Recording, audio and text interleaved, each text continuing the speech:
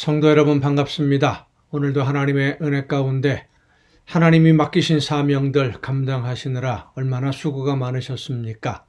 매일 매 순간순간 여러분들의 삶이 아름다운 하나님의 나라를 이루어가는 하나하나의 벽돌을 쌓고 계단을 이루어간다라는 사실을 늘 기억하고 매일의 삶에 최선을 다해 충성함으로써 하나님이 기뻐하시는 아름다운 역사가 여러분의 삶을 통해서 또 여러분의 가정을 통해서 이루어지는 귀한 은혜가 넘치기를 간절히 바랍니다. 오늘 우리가 함께 은혜를 나눌 본문 말씀 구약성경 욥기서 7장 11절부터 21절까지에 있는 말씀입니다. 욥기서 7장 11절부터 21절까지 봉독합니다. 그런즉 내가 내 입을 금하지 아니하고 내 영혼의 아픔 때문에 말하며 내 마음의 괴로움 때문에 불평하리이다. 내가 바다니이까 바다 괴물이니이까 주께서 어찌하여 나를 지키시나이까. 혹시 내가 말하기를 내 잠자리가 나를 위로하고 내 침상이 내 수심을 풀리라 할 때에 주께서 꿈으로 나를 놀라게 하시고 환상으로 나를 두렵게 하시나이다. 이러므로 내 마음이 뼈를 깎는 고통을 겪느니 차라리 숨이 막히는 것과 죽는 것을 택하리이다. 내가 생명을 싫어하고 영원히 살기를 원하지 아니하오니 나를 도우소서. 내 날은 헛것이니이다. 사람이 무엇이기에 주께서 그를 크게 만드사 그에게 마음을 두시고 아침마다 권징하시며 순간마다 단련하시나이까. 주께서 내게서 눈을 돌이키지 아니하시며 내가 침을 삼킬 동안에도 나를 놓지 아니하시기를 어느 때까지 하시리이까. 사람을 감찰하시는 이여 내가 범죄하였던들 주께 무슨 해가 되오리이까. 어찌하여 나를 당신의 관역으로 삼으셔서 내게 무거운 짐이 되게 하셨나이까. 주께서 어찌하여 내 허물을 사하여 주지 아니하시며 내 죄악을 제거하여 버리지 아니하시나이까. 내가 이제 흙에 누우리니 주께서 나를 애써 찾으실지라도 내가 남아 있지 아니하리이다. 아멘. 잘못을 했기 때문에 벌을 받는다라고 한다면 아무도 이의를 제기할 수는 없을 것입니다.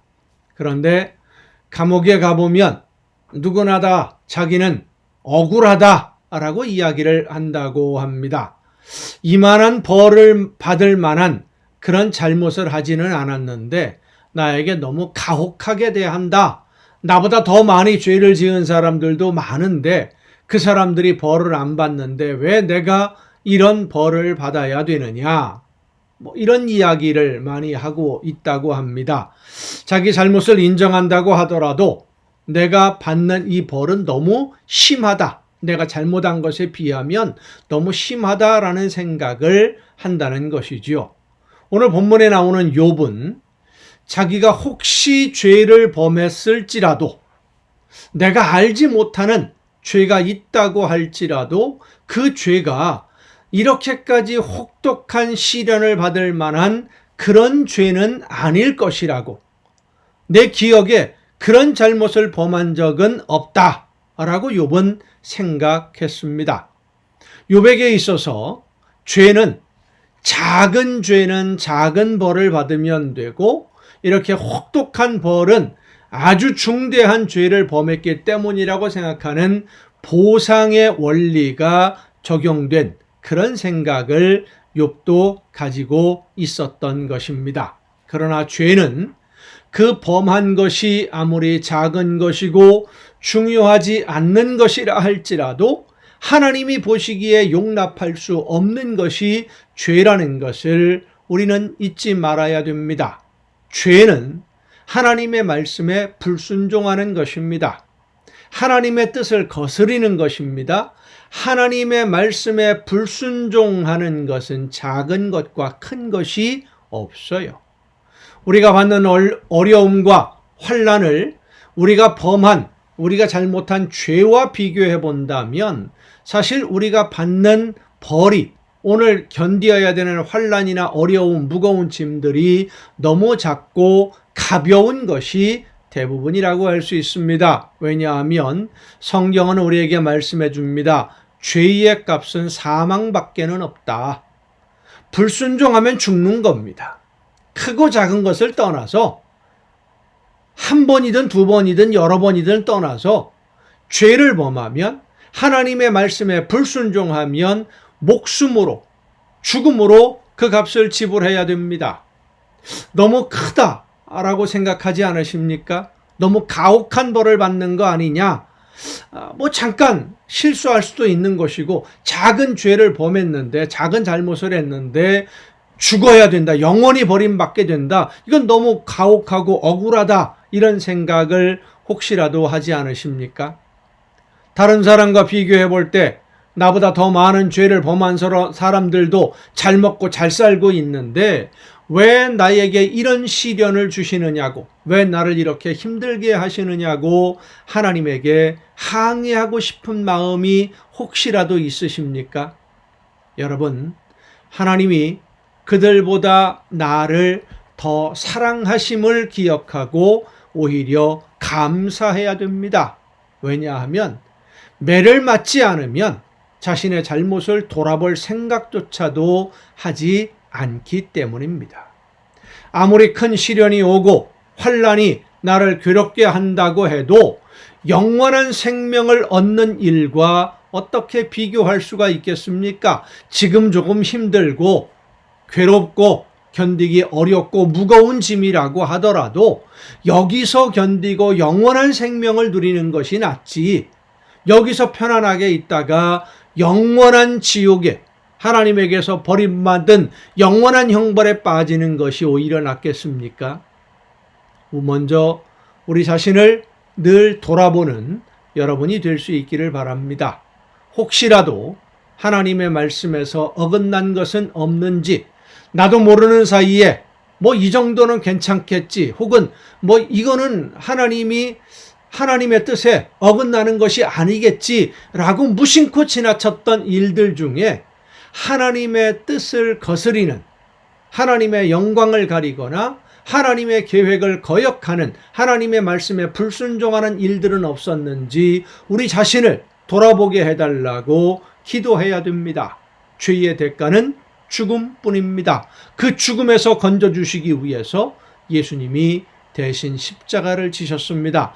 다시는 죽음의 죄를 범하지 않기 위해서 정말로 최선을 다해서 목숨 걸고 하나님의 말씀에 귀를 기울여 듣고 그 말씀을 따라 순종하는 여러분 모두가 될 수 있기를 간절히 바랍니다. 기도하시겠습니다. 크신 사랑으로 영원한 죽음에 빠져있던 저희들을 영원한 생명으로 옮겨주시고 하나님의 나라를 향하여 영원한 생명의 그 약속을 바라보며 오늘을 걸을 수 있도록 붙들어 주시는 아버지 하나님, 하나님의 그 구원의 놀라운 은혜의 선물을 기뻐하고 감사하며 오늘 내가 견디어야 하는 작은 아픔들, 어려움들, 무거운 짐들 때문에 원망하고 불평할 것이 아니라 오히려 이런 어려움으로 인해서 하나님을 더 많이 바라보며 하나님의 말씀을 더 많이 묵상하고 예수님을 더 많이 닮을 수 있도록 은혜를 베풀어 주심에 오히려 감사하는 우리 모두가 되게 하여 주시옵소서. 죄악의 길에서 멀리 떠나 예수님만 바라보며 좁은 길로 가는 우리 모두가 되게 하여 주시옵소서. 이 모든 말씀을 예수님의 이름으로 기도하옵나이다. 아멘. 오늘 우리가 함께 통독할 하나님의 말씀은 구약성경 출애굽기서 22장부터입니다. 출애굽기 22장부터 출애굽기 22장에는 이스라엘 백성들이 공동체로 살아갈 때에 지켜야 할 여러 가지 규약들, 법령들, 하나님의 명령 이런 것들이 내용들이 기록되어 있습니다. 특별히 재판을 하는 사람들에게 뇌물을 주지 말라. 뇌물이라고 하는 것은 힘이 있는 존재에게, 힘이 있는 사회 지위가 있는, 그래서 판결을 내리거나 하는 그런 권한이 있는 사람에게 주는 것이 뇌물이죠. 그걸 받으면서 나에게 유리한 쪽으로 해달라. 권한이 있고 힘이 있는 사람이 뇌물을 받는다면 가장 큰 뇌물을 받으셔야 될 분이 누구겠습니까? 하나님이시죠. 그런데 하나님은 뇌물을 받지 않으십니다. 하나님이 받지 않는데 누가 감히 뇌물을 받을 수 있겠습니까? 하나님을 두려워한다면. 우리는 하나님을 두려워해야 됩니다. 내가 하나님이 되려고 해서는 안 됩니다. 22장입니다. 사람이 소나 양을 도둑질하여 잡거나 팔면 그는 소 한 마리에 소 5마리로 갚고 양 한 마리에 양 4마리로 갚을지니라. 도둑이 뚫고 들어오는 것을 보고 그를 쳐 죽이면 피 흘린 죄가 없으나 해 돋은 후에는 피 흘린 죄가 있으리라. 도둑은 반드시 배상할 것이나 배상할 것이 없으면 그 몸을 팔아 그 도둑질한 것을 배상할 것이요, 도둑질한 것이 살아 그의 손에 있으면 소나 나귀나 양을 막론하고 갑절을 배상할지니라. 사람이 밭에서나 포도원에서 짐승을 먹이다가 자기의 짐승을 놓아 남의 밭에서 먹게 하면 자기 밭에 가장 좋은 것과 자기 포도원에 가장 좋은 것으로 배상할지니라. 갑절이나 더 많이 징벌적 손해배상이죠. 요즘 그 사회법에서 많이 거론되고 있는 이야기들인데, 징벌적 손해배상, 손해를 입힌 것보다 몇 배를 더 갚게 만드는, 그래서 죄악을 근절시키는, 죄를 범하지 못하게 하는 그러한 배상법입니다. 불이 나서 가시나무에 댕겨 낫갈이나 거두지 못한 곡식이나 밭을 태우면 불러온 자가 반드시 배상할지니라. 사람이 돈이나 물품을 이웃에게 맡겨 지키게 하였다가 그 이웃집에서 도둑을 맞았는데 그 도둑이 잡히면 갑절을 배상할 것이요, 도둑이 잡히지 아니하면 그 집주인이 재판장 앞에 가서 자기가 그 이웃의 물품에 손댄 여부의 조사를 받을 것이며, 어떤 잃은 물건, 즉 소나 나귀나 양이나 의복이나 또는 다른 잃은 물건에 대하여 어떤 사람이 이르기를 이것이 그것이라 하면 양편이 재판장 앞에 나아갈 것이요, 재판장이 죄 있다고 하는 자가 그 상대편에게 갑절을 배상할지니라. 사람이 나귀나 소나 양이나 다른 짐승을 이웃에게 맡겨 지키게 하였다가 죽거나 상하거나 끌려가도 본 사람이 없으면 두 사람 사이에 맡은 자가 이웃의 것에 손을 대지 아니하였다고 여호와께 맹세할 것이요, 그 임자는 그대로 믿을 것이며 그 사람은 배상하지 아니하려니와. 만일 자기에게서 도둑 맞았으면 그 임자에게 배상할 것이며, 만일 찢겼으면 그것을 가져다가 증언할 것이요, 그 찢긴 것에 대하여 배상하지 아니할지니라. 만일 이웃에게 빌려온 것이 그 임자가 함께 있지 아니할 때에 상하거나 죽으면 반드시 배상하려니와 그 임자가 그것과 함께 있었으면 배상하지 아니할지니라. 만일 세낸 것이면 세로 족하니라. 그러니까 실수냐 고의냐, 알고 있었느냐 몰랐느냐, 이런 것들이 배상을 하는 판결의 조건이 된다라는 것입니다. 사람이 약혼하지 아니한 처녀를 꾀어 동침하였으면 납폐금을 주고 아내로 삼을 것이요, 만일 처녀의 아버지가 딸을 그에게 주기를 거절하면 그는 처녀에게 납폐금으로 돈을 낼지니라. 너는 무당을 살려두지 말라. 짐승과 행음하는 자는 반드시 죽일지니라. 여호와 외에 다른 신에게 제사를 드리는 자는 멸할지니라. 너는 이방 나그네를 압제하지 말며 그들을 학대하지 말라. 너희도 애굽 땅에서 나그네였음이라. 너는 과부나 고아를 해롭게 하지 말라. 내가 만일 그들을 해롭게 함으로 그들이 내게 부르짖으면 내가 반드시 그 부르짖음을 들으리라. 나의 노가 맹렬함으로 내가 칼로 너희를 죽이리니 너희 아내는 과부가 되고 너희 자녀는 고아가 되리라. 내가 만일 너와 함께한 내 백성 중에서 가난한 자에게 돈을 구워주면 너는 그에게 채권자같이 하지 말며 이자를 받지 말 것이며, 내가 만일 이웃의 옷을 전당 잡거든 해가 지기 전에 그에게 돌려보내라. 그것이 유일한 옷이라. 그것이 그의 알몸을 가릴 옷인즉 그가 무엇을 입고 자겠느냐. 그가 내게 부르짖으면 내가 들으리니 나는 자비로운 자임이니라. 너는 재판장을 모독하지 말며 백성의 지도자를 저주하지 말지니라. 너는 내가 추수한 것과 내가 짜낸 즙을 바치기를 더디하지 말지며 내 처음 난 아들들을 내게 줄지며 네 소와 양도 그와 같이 하되 이레 동안 어미와 함께 있게 하다가 8해 만에 내게 줄지니라. 너희는 내게 거룩한 사람이 될지니 들에서 짐승에게 찢긴 동물의 고기를 먹지 말고 그것을 개에게 던질지니라. 23장입니다.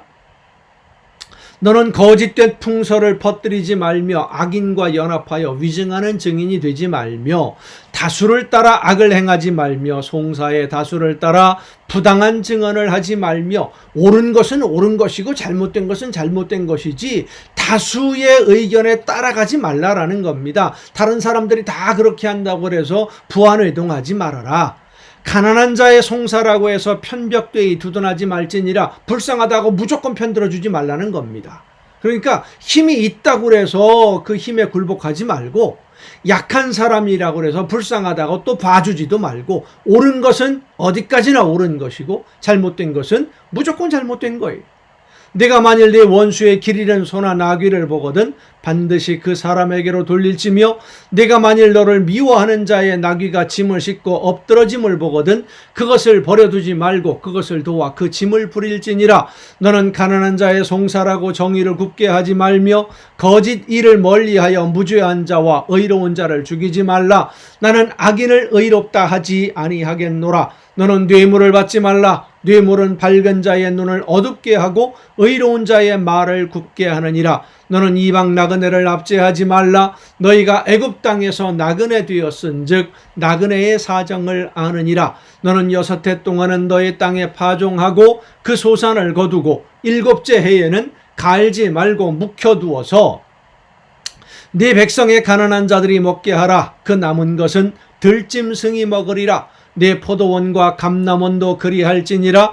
너는 6해 동안에 네 일을 하고 7째 날에는 쉬라. 네 소와 네 나귀가 쉴 것이며 네 여종의 자식과 나그네가 숨을 돌리리라. 내가 네게 이른 모든 일을 삼가 지키고 다른 신들의 이름은 부르지도 말며 네 입에서 들리게도 하지 말지니라. 너는 매년 3번 내게 절기를 지킬지니라. 너는 무교병의 절기를 지키리라. 내가 네게 명령한 대로 아비벌의 정한 때에 1해 동안 무교병을 먹을지니 6월절 때 지키는 규례죠. 이는 그달에 내가 애굽에서 나왔음이라. 빈손으로 내 앞에 나오지 말지니라. 맥추절을 지키라. 이는 내가 수고하여 밭에 뿌린 것의 첫 열매를 거둠이니라. 수장절을 지키라. 이는 내가 수고하여 이룬 것을 연말에 밭에서부터 거두어 저장함이니라. 그러니까 맥추절은 봄에 이제 겨울부터 가을부터 시작해서 늦가을부터 시작해서 봄까지 우기가 되고요. 이제 봄이 지나면 여름부터는 건기가 되는데 우기가 끝나갈 때쯤에 곡식들을 거두기 시작을 합니다. 그러니까 우기가 시작될 때 파종을 해서 곡식을 거두고 곡식을 거둘 때가 맥추절이에요. 그리고 초막절이라고도 하고요. 그리고 가을이 되면 열매들을 거둡니다. 포도 열매라든지 무화과 열매라든지 나무의 과실들을 거두게 되는데 그 모든 것을 다 거둘 때 수장절을 지키라. 그 모든 것을 하나님이 주셨으니까. 내 모든 남자는 매년 3번씩 주 여호와께 보일지니라. 너는 내 제물의 피를 유교병과 함께 드리지 말며 내 절기 제물의 기름을 아침까지 남겨두지 말지니라. 내 토지에서 처음 거둔 열매의 가장 좋은 것을 가져다가 너희 하나님 여호와의 전에 드릴지니라. 너는 염소 새끼를 그 어미의 젖으로 삼지 말지니라. 내가 사자를 내 앞서 보내어 길에서 너를 보호하여 너를 내가 예비한 곳에 이르게 하리니, 그러니까 가나안 땅에 들어갈 수 있도록 인도해 주시겠다는 약속입니다. 너희는 삼가 그의 목소리를 청종하고 그를 노엽게 하지 말라.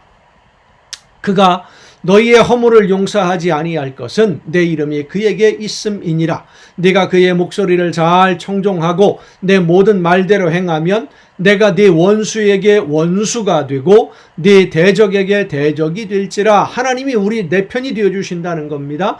내 사자가 내 앞서 가서 너를 아모리 사람과 헷 사람과 브리스 사람과 가나안 사람과 히위 사람과 여부스 사람에게로 인도하고 나는 그들을 끊으리니 너는 그들의 신을 경배하지 말며 섬기지 말며 그들의 행위를 본받지 말고 그것들을 다 깨뜨리며 그들의 주상을 부수고 네 하나님 여호와를 섬기라. 그리하면 여호와가 너희의 양식과 물의 복을 내리고 너희 중에서 병을 제하리니 네 나라에 낙태하는 자가 없고 임신하지 못하는 자가 없을 것이라. 내가 너의 날수를 채우리라.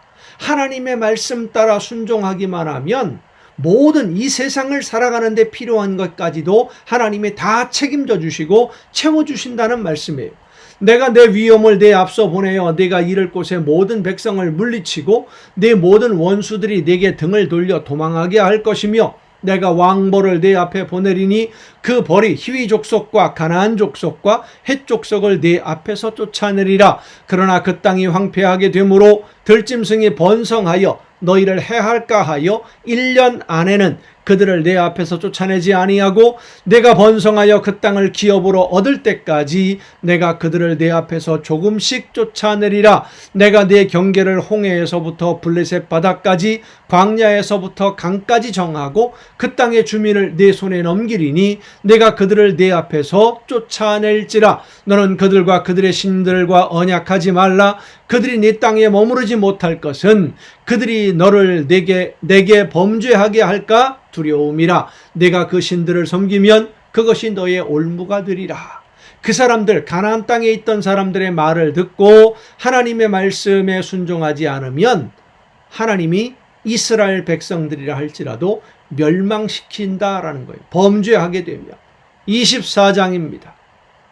또 모세에게 이르시되 너는 아론과 나답과 아비후와 이스라엘 장로 70명과 함께 여호와께로 올라와 멀리서 경배하고 너 모세만 여호와께 가까이 나오고 그들은 가까이 나오지 말며 백성은 너와 함께 올라오지 말지니라. 모세가 와서 여호와의 모든 말씀과 그의 모든 율례를 백성에게 전하매 그들이 한 목소리로 응답하여 이르되 여호와께서 말씀하신 모든 것을 우리가 준행하리이다. 언약이 이루어진 겁니다. 모세가 여호와의 모든 말씀을 기록하고 이른 아침에 일어나 산 아래에 제단을 쌓고 이스라엘 12지파대로 12기둥을 세우고 이스라엘 자손의 청년들을 보내어 여호와께 소로 번제와 화목제를 드리게 하고 모세가 피를 가지고 반은 여러 양푼에 담고 반은 제단에 뿌리고 언약서를 가져다가 백성에게 낭독하여 듣게 하니 그들이 이르되 여호와의 모든 말씀을 우리가 준행하리이다. 모세가 그 피를 가지고 백성에게 뿌리며 이르되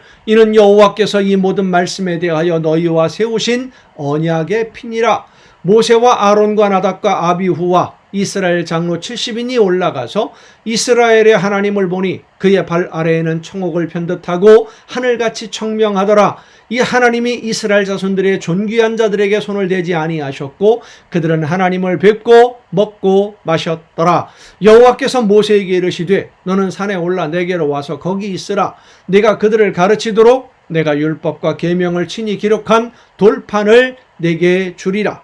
모세가 그의 부하 여호수아와 함께 일어나 모세가 하나님의 산으로 올라가며 장로들에게 이르되 너희는 여기서 우리가 너희에게로 돌아오기까지 기다리라. 아론과 훌이 너희와 함께 하리니 무릇 일이 있는 자는 그들에게로 나아갈지니라 하고 모세가 산에 오르매 구름이 산을 가리며 여호와의 영광이 시내 산 위에 머무르고 구름이 엿새 동안 산을 가리더니 일곱째 날에 여호와께서 구름 가운데서 모세를 부르시니라. 산 위에 여호와의 영광이 이스라엘 자손의 눈에 맹렬한 불같이 보였고 모세는 구름 속으로 들어가서 산 위에 올랐으며 모세가 40일 40야를 산에 있으니라.